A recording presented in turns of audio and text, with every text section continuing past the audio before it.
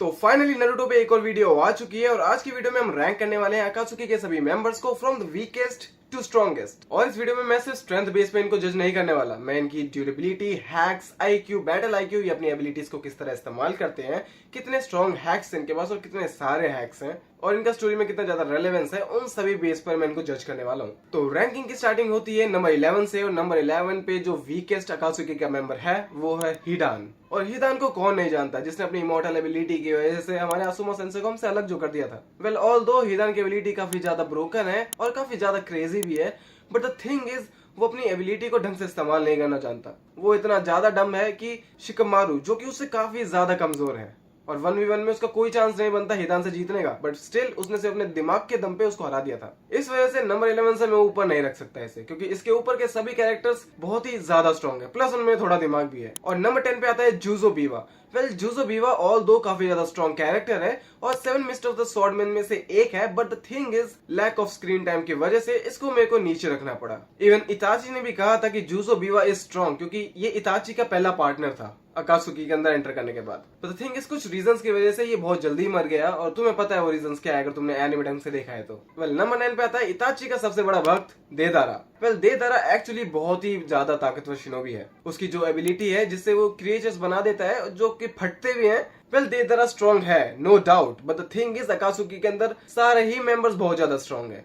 उसके अंदर सबसे ज्यादा मोस्ट वांटेड शिनोबीज हैं और उनकी एबिलिटीज और उनकी स्ट्रेंथ के सामने कहीं ना कहीं देदारा फीका पड़ जाता है। बट द थिंग इज तुम उसको नंबर 8 पे भी रख सकते हो क्योंकि नंबर 8 वाला कैरेक्टर देदारा से काफी ज्यादा रिलेटिव है और वो है हमारा प्यारा सासोरी। वेल देदारा और सासोरी एक दूसरे के काफी ज्यादा रिलेटिव है। अगर तुम थोड़ा सा ध्यान लगाओगे तो देदारा की एक एबिलिटी है जिससे वो सुसाइड बॉम्बिंग कर देता है जो कि बहुत ही ज्यादा ताकतवर अटैक है, बट द थिंग इज वो सिर्फ उसको एक ही बार इस्तेमाल कर सकता है और अगर उसने मिस किया तो वो हार जाएगा, जैसा वो सासुके के साथ हारा भी था। वेल तुम देदारा को सासोरी से ऊपर रख सकते हो, बट मैंने सासोरी को ऊपर इसलिए रखा क्योंकि सासोरी की जो पपिट एबिलिटी है वो ज्यादा फास्ट है और ज्यादा लीथल है। वो पॉइजन लगा सकता है पपिट के अंदर, पपिट अटैक करते हैं, एक बार फटने के बाद खत्म नहीं हो जाते। प्लस उसके बाद 100 से ज्यादा पपेट्स हैं जिसको वो एक साथ इस्तेमाल कर सकता है और वो खुद भी एक पपेट है तो उसको पेन फील नहीं होता। तो तुम समझ सकते हो कि आखिर मैंने सासोरी को नंबर 8 पे क्यों रखा देदारा के अलावा। और नंबर 7 पे जो कैरेक्टर है भाई, ये कैरेक्टर बहुत ज्यादा स्ट्रॉन्ग है।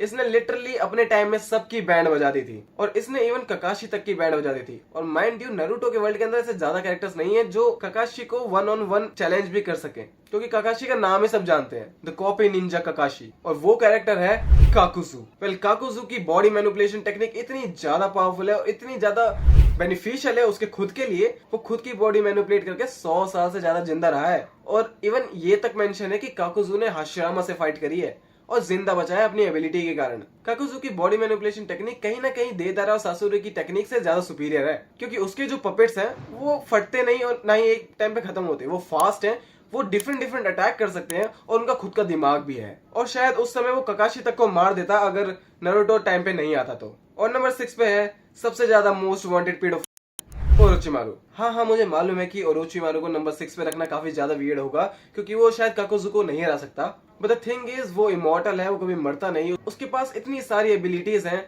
इतने सारे होस्ट हैं, बट उसके पास सिर्फ एक ऐसी एबिलिटी है जिसकी वजह से मैंने उसको काकुजू के ऊपर रखा है और वो है एडो टेंसे। और अगर वो चाहे तो वो होकागेस को समन कर सकता है और अगर होकागेस आ गए तो काकुजू हार ही जाएगा। और नंबर 5 पे है कोनान। वेल कोनान को कौन नहीं जानता, कोनान वो बंदी है जिसने ओबितो को ऑलमोस्ट मार ही दिया था। अगर वो अपनी इज़ानागी इस्तेमाल नहीं करता तो Obito has to be dead, क्योंकि अभी लिस्ट में जितने भी कैरेक्टर मैंने आपको बताए हैं कोनान उन सभी से ज्यादा फास्ट है और उसकी एबिलिटी सबसे ज्यादा लीथल है। वेल कोनान को इतना ऊपर रखने का रीजन यही है कि कोनान बहुत ज्यादा फास्ट है, बहुत ज्यादा स्मार्ट है, उसको मालूम है कि वो क्या कर रही है, भले ही वो थोड़ी सी कमजोर हो in the terms of physical strength, but वो सब क्लियर हो जाता है बिकॉज उसको मालूम है कि उसकी वीकनेस क्या है और उसको कैसे सॉल्व करना है। और नंबर 4 पे है हम सबकी प्यारी बेबी शार्क किसामे होशिगाकी। वेल किसामे को कौन नहीं जानता भाई, किसामे लिटरली बहुत लोगों का फेवरेट है। मैं काफी सारे ऐसे लोगों को जानता हूँ जो नारुतो देख रहे हैं एंड किसामे उन्हें बहुत ज्यादा पसंद है because he is strong, he is fast, he is smart. वो अपनी बॉडी को मैनिपुलेट करके शार्क बन जाता है और पानी के अंदर उसको हराया नहीं जा सकता। और उसका जो वेपन है यार, he has a living creature in his weapon जो कि जज करता है कि सामने वाले के पास कितना ज्यादा चाकरा है और उससे अट्रैक्ट होता है। तो इससे तुम बता सकते हो कि किसामे के अंदर कितना ज्यादा चाकर रिजर्व है। और अगर मेरी मानो तो वो कोनान को इजीली डिफीट कर सकता है बिकॉज क्योंकि वो भले ही कोनान से थोड़ा सा स्लो होगा बट द थिंग इज वो ज्यादा ताकतवर है। वेल किसामे को मालूम है कि वो क्या कर रहा है और क्या कर सकता है और उसको क्या करना चाहिए हर फाइट के अंदर। वेल हम सबको पता है कि किसामे को हराने वाला माइट गाय था और माइट गाय तो गोट है भाई। उसने 7th गेट के अंदर जाके हराया था किसामे को और 8th गेट में सीधा उसने माजा तक को टक्कर दे दी थी। तो तुम समझ सकते हो कि यार 7 गेट में आना भी उसके लिए कितनी बड़ी बात होगी। और नंबर 3 पे है तुम्हारा फेवरेट, मेरा नहीं तुम्हारा फेवरेट, ओबितो। क्या मतलब तुम ओबितो को नंबर 3 पे देके कंफ्यूज हो? वेल वो इतना ज्यादा स्ट्रांग नहीं है जितना तुम उसको कंसीडर करते हो, क्योंकि हम बात कर रहे हैं अकात्सुकी के अंदर की। हम वो व्हाइट मास्क वाला ओबितो बात नहीं कर रहे, वो रिनेगान वाला ओबितो बात नहीं कर रहे, हम बात कर रहे हैं एक मांगेक्यो शारिंगान वाले ओबितो की, जो कि कामुई एबिलिटी इस्तेमाल करता है बार बार। वो कोनान को सिर्फ इसलिए हरा पाया था क्योंकि उसके पास इज़नागी था और अगर उसके पास इज़नागी ना होता तो वो ऑलमोस्ट मर चुका होता।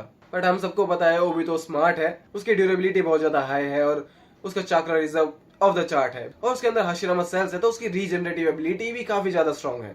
और अगर वो किसामे से फाइट करेगा तो अपनी कामुई एबिलिटी से उसको बीच से फाड़ सकता है। उसके पास काफी सारे ऑप्शंस हैं, बट द थिंग इज उसके पास फीट्स के नाम पे सिर्फ एक ही चीज है, वो है मिनातो से पिटना। और नंबर 2 पे सबने गैस कर ही लिया होगा, हम सबका फेवरेट इताची उचिहा। यहाँ भी सेम सीन है, इताची ओबितो के यहाँ पे रिलेटिव है क्योंकि इताची इस टाइम पे काफी ज्यादा वीक है और ऐसा बार बार मेंशन हुआ है मांगा के अंदर और एनिमे के अंदर कि ओबितो ने सास्के को सिर्फ इस बात से अप्रोच नहीं किया था कि इताची जिंदा था और ओबितो इताची से डरता है। That's a fact, that's a simple fact जो लोग आजकल बिलीव नहीं करते। Itachi is one of the smartest character in the whole Naruto series. और अगर ऑरेंज मार्च ओबितो और इताची की फाइट होती तो तोत्सु का ब्लेड की वजह से उसको सील कर चुका होता। हाँ बट इस फाइट के अंदर काफी सारे वेरिएबल्स भी आते हैं, जैसे ओबितो की मांगे को शारिंगान कामुई एबिलिटी इस्तेमाल कर सकता है बचने के लिए और वो क्यूबीज को समन भी कर सकता है। हाँ तुम इताची को नंबर 3 पे और ओबितो को नंबर 2 पे रख सकते हो क्योंकि वो दोनों ऑलमोस्ट इक्वल है। बट द थिंग इज मेरे हिसाब से इताची अपने गेंजुत्सु की वजह से सुपीरियर है।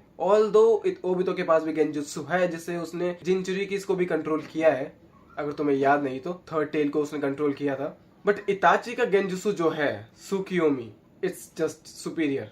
और अगर एक बार ओबितो उसके चपेट में आया then it's over for him. Well no shit Sherlock. Number 1 पे तो सबने गेस कर ही लिया होगा कौन है, leader of Akatsuki, Pain. Nagato superior इसलिए है क्योंकि नागातो एक उजुमाकी है और उजुमाकी होने की वजह से उसके पास इतना बड़ा चाक्रा पूल है कि वो 2 रिनेगान्स अफोर्ड कर सकता है अपने शरीर के अंदर। वेल ऐसा ओबितो ने खुद कहा था कि वो दोनों रिनेगान लगाना चाहता है बट वो अफोर्ड नहीं कर सकता क्योंकि रिनेगान की जो रिक्वायरमेंट होती है वो होती है हाई पूल ऑफ चाक्रा, जो कि ओबितो के पास नहीं है। और अगर वो दोनों रिनेगान लगाता तो वो दोनों रिनेगान उसको कंज्यूम कर लेती, इसलिए उसे उसने एक ही रिनेगान लगाई थी और वहीं पे नगातो दोनों रिनेगान को इस्तेमाल कर सकता है एट द सेम टाइम। और पूरे नारुतो सीरीज के अंदर ऐसा कोई भी कैरेक्टर नहीं है जिसको मालूम हो कि रिनेगान को किस तरह इस्तेमाल किया जाता है। नगातो से बेटर कोई भी नहीं है। तो यार guys that's all for the video. अगर तुम्हें वीडियो पसंद आई हो तो वीडियो को लाइक कर देना और तुम मुझे कमेंट सेक्शन में बता सकते हो कि मेरे को ऐसी और वीडियो बनानी चाहिए कि नहीं बनानी चाहिए और तुम्हें क्या लगता है तुम्हारे टॉप 10 क्या है, अपने ओपिनियन कमेंट सेक्शन में दे देना। और अगर तुम चैनल पर नए हो तो प्लीज चैनल को सब्सक्राइब कर देना। मैं मिलता हूँ तुमसे अगली वीडियो के अंदर, तब तक के लिए गुड बाय।